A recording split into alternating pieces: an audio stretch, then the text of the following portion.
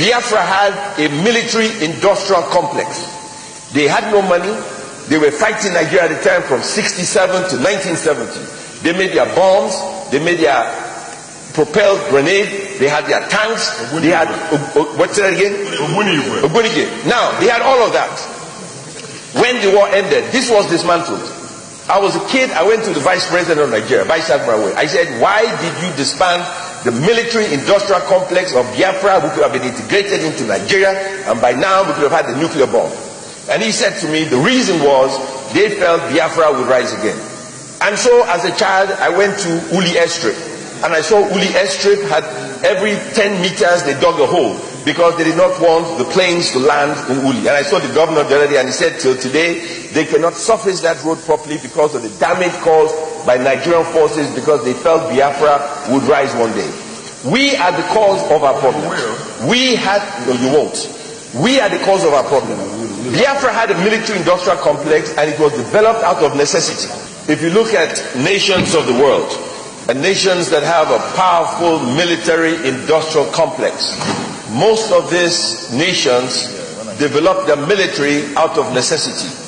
Israel, after the state was set up after the Second World War in 1947, I think, they felt encircled by the Arabs and they felt they needed a military-industrial complex to survive as a nation. South Africa, they felt encircled and they needed to fight and protect the white minority government in South Africa. So they had to develop a military-industrial complex.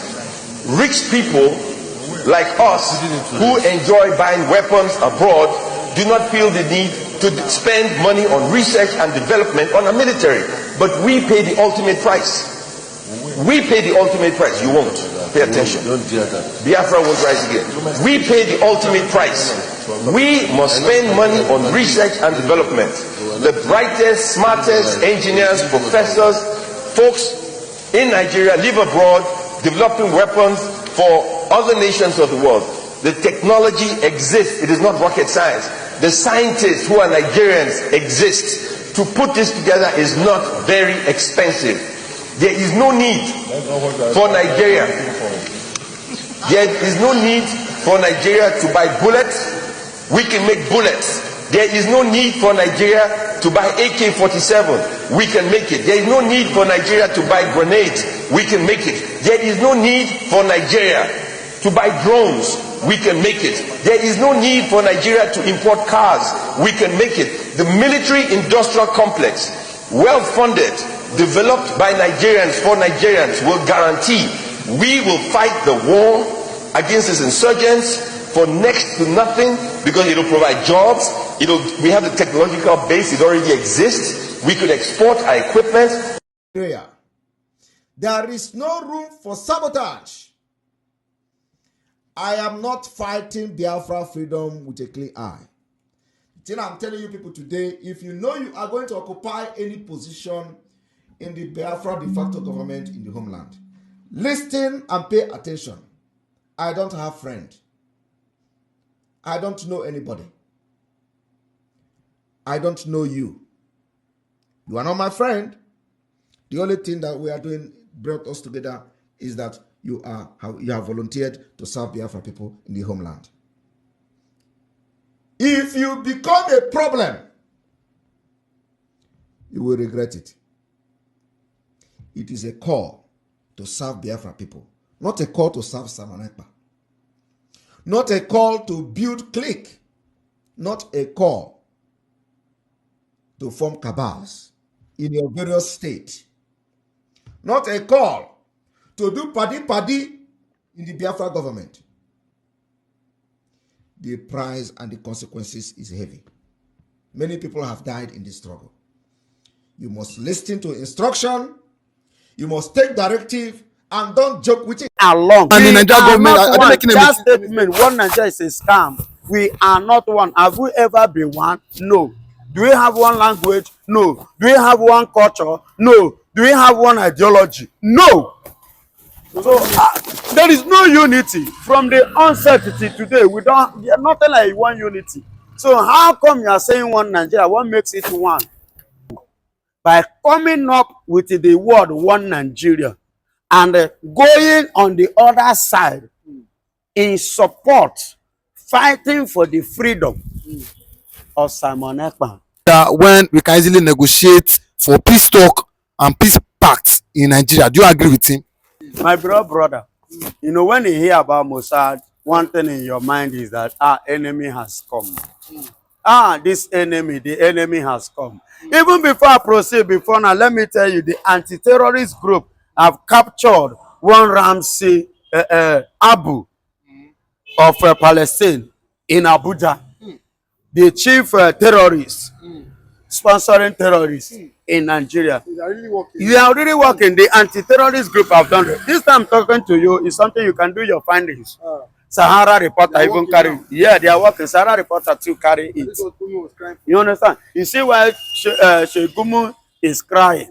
You see why he's complaining. And secondly, let me tell you again. You know, when these people come, the first and foremost, Islam versus Israel. You understand? So on the floor, and you know that the Israel always, when you mention of Palestine, look at Iran, you know those kind of things. They remember what Israel has done.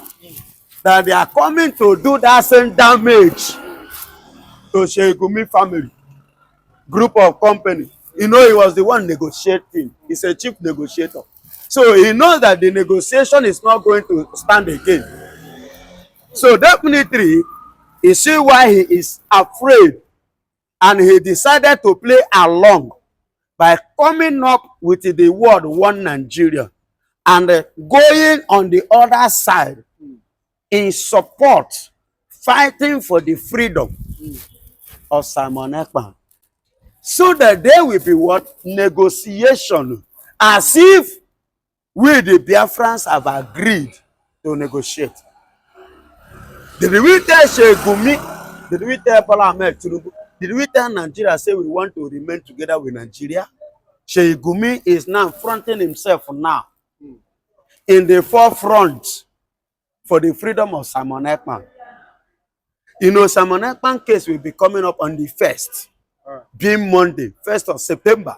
So Shegumi now is now on the forefront to make sure that Simon Ekpa is being released.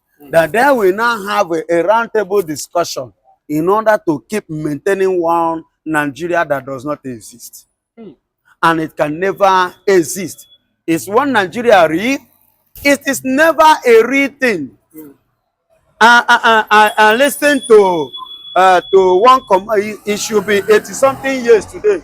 One of the Commander Emmanuel thereabout is from, he said that the reason why they plotted that coup d'etat in 1966 was to sanitize Nigeria. Because they themselves have seen it with Nzogu and co. They have seen it. I have the video with me in my phone. That they have seen what the plans of Tafa Berewa, who happen to be the Fulanis, what their agenda is all about, was to Islamize Nigeria, was to capture Nigeria under Islamization. So for that not to happen, they have to plot that coup in order to cut off that evil agenda. And which that thing has never been erased from their mindset, from the memory of the Fulanis, which up to today, that's why you see these SSC killings. You see when Buhari was alive, crying and jumping up, pointing hand that they should give them a place, a Luga settlement. Luga settlement, because that conquest is still in their mindset. They really want to conquer Nigeria and to take over Nigeria and to Fulanize Nigeria. And that is why you see these SSC killings. Look at one village now in Kwara State has been fully captured by the Fulanis. And everybody in that Kwara, in that part of Kwara, is now, they have evacuated that village. And not only Kwara State, in Borno State, many villagers in Borno State have run now to Cameroon for their own their life. As a result of what? This is Fulanization. And that is why you see in Castena too, the outside, the indigenous now have carried God to face the Fulanis. Because of what? this their conquest ideology. So it doesn't start today. And that was the mistake that the Hausas made in 1804 by welcoming these people unknowingly to them and unfortunately for the Northerners, which are the Hausas. And today, Hausa doesn't have a say any longer because these people have accurately conquered them in 1815. They conquered the North, conquered Hausas. And as we speak now, please go and do your findings. You can never see Hausa governor in the whole North. No Hausa governor. Check.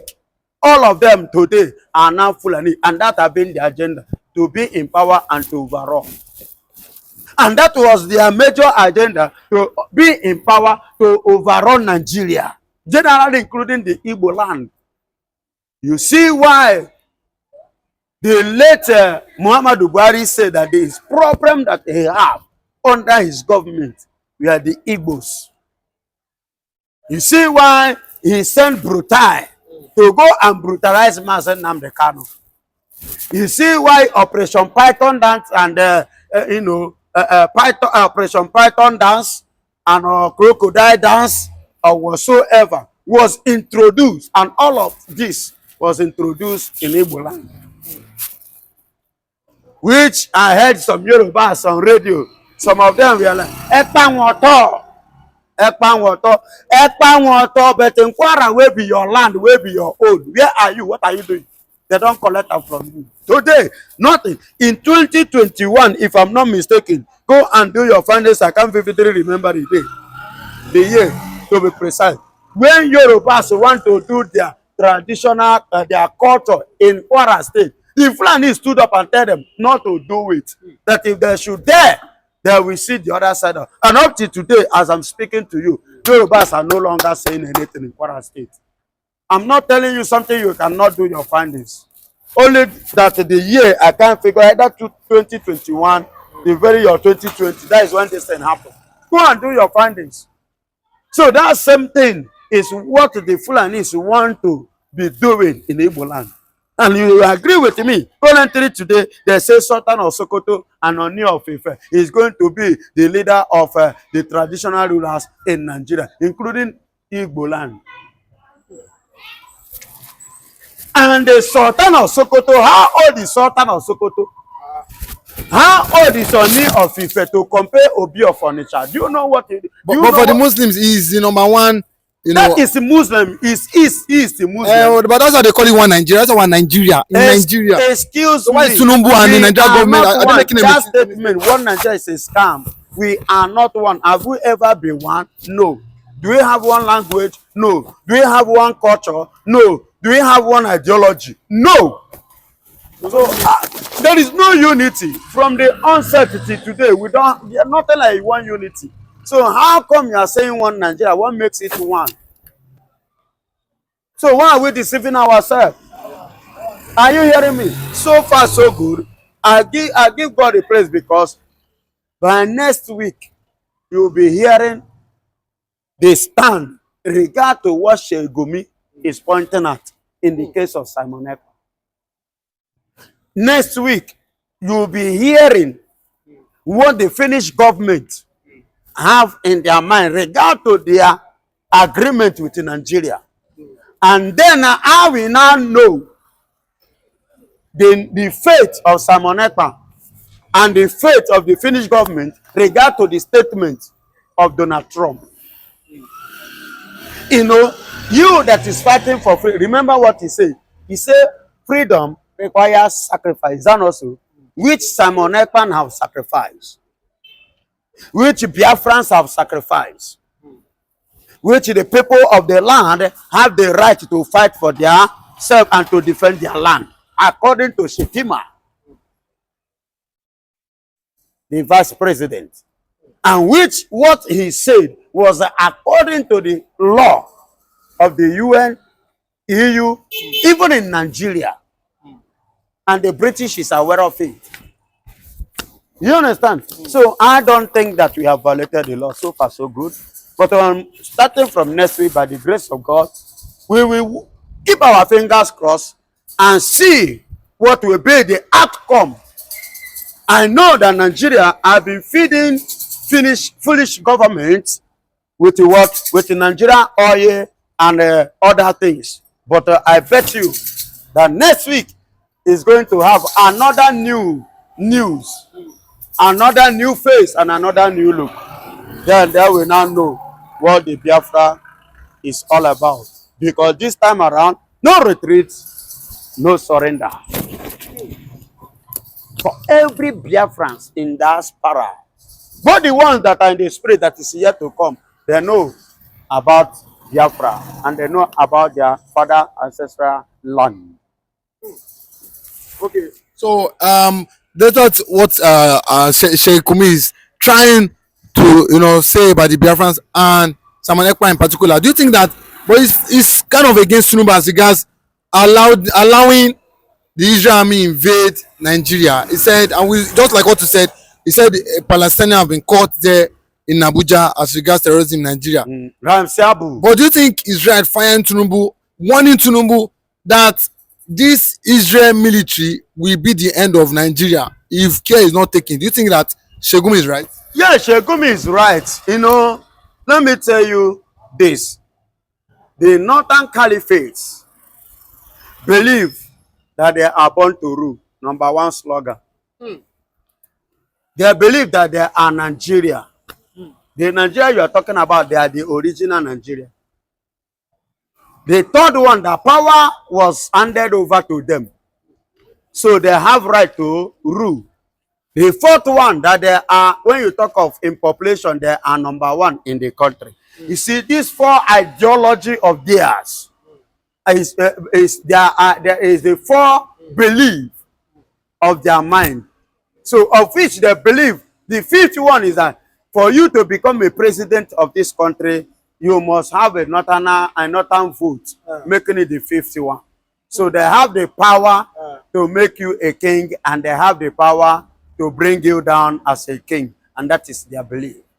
You see why Shegumi and all other northerners are threatening Bola Ahmed Tinubu. Even as we speak now, I heard it, information reaching me that they are now threatening Bola Ahmed Tinubu with this word that is going to lose 80% of Muslim ticket vote come 2027 if he should do any mistake of dropping Shetima as his vice.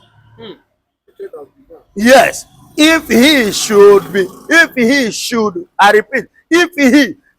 drop Shetima as his vice, that he should stand a chance to lose 80% of Islamic votes in the north come 2027.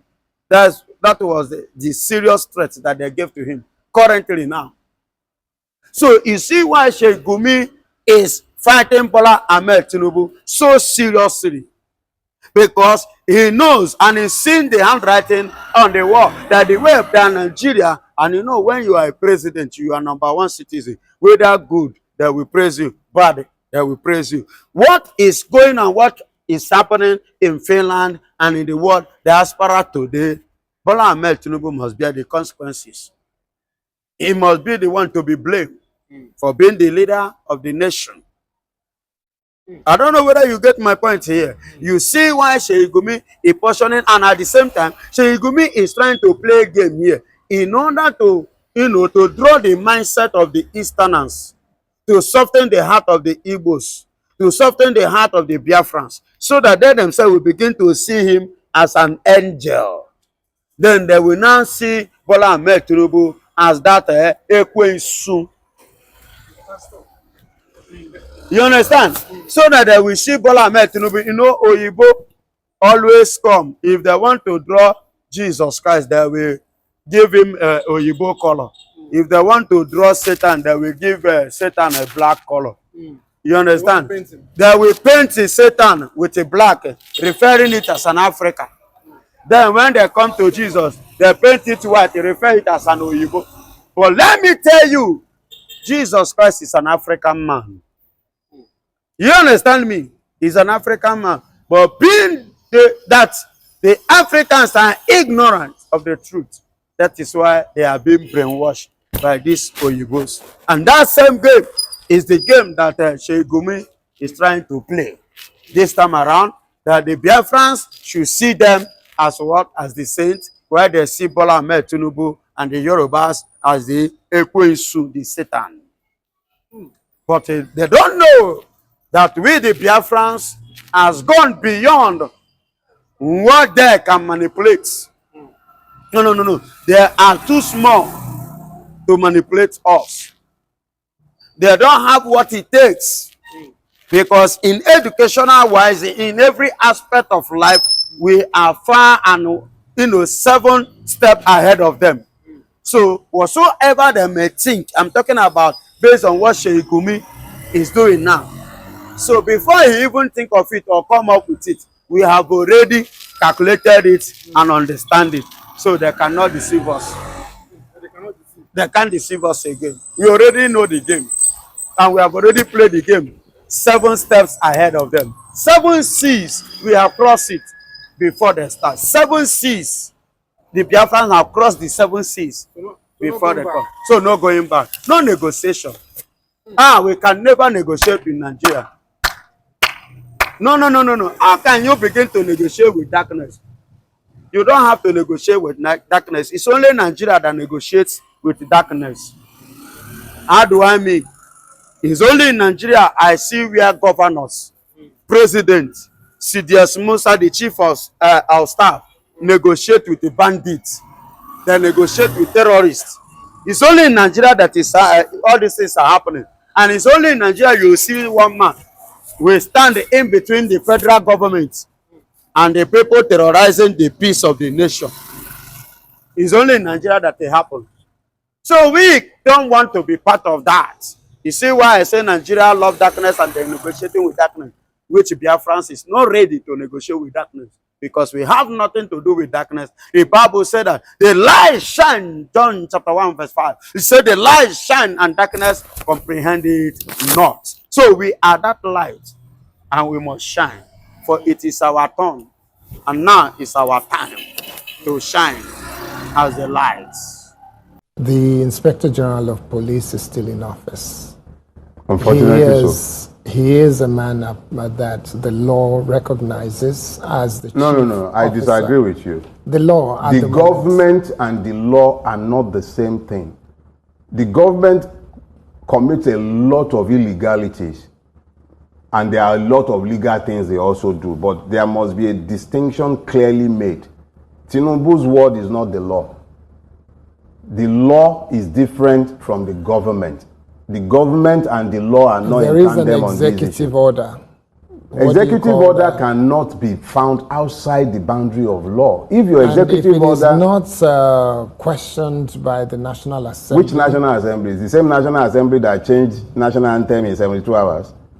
They've told you they will do anything they are told by Bulaba. They are not arguing with the president. Anything he wants, they give him. Is that the same National Assembly that didn't have any oversight on the 2 most meaningful contracts that this government has issued? The Lagos-Calabar Expressway did not pass through any oversight. It wasn't budgeted for. It wasn't in the national budget. The major power of the legislature is the purse. They never saw a budget for Lagos-Calabar Expressway. They saw no budget for the airport renovation. Are those the ones that you are saying that executive? Please, the least we can do to ourselves is to at least tell ourselves some bare-faced truth. We do not have a legislative arm worthy of the name. So if the president, we're essentially in a dictatorship. It is whatever Tinubu wants that Tinubu gets. Monkey see, monkey do. He demands, he gets. If we can't tell this to ourselves, then we can't even tell the truth. What we do about it is different. What it is different.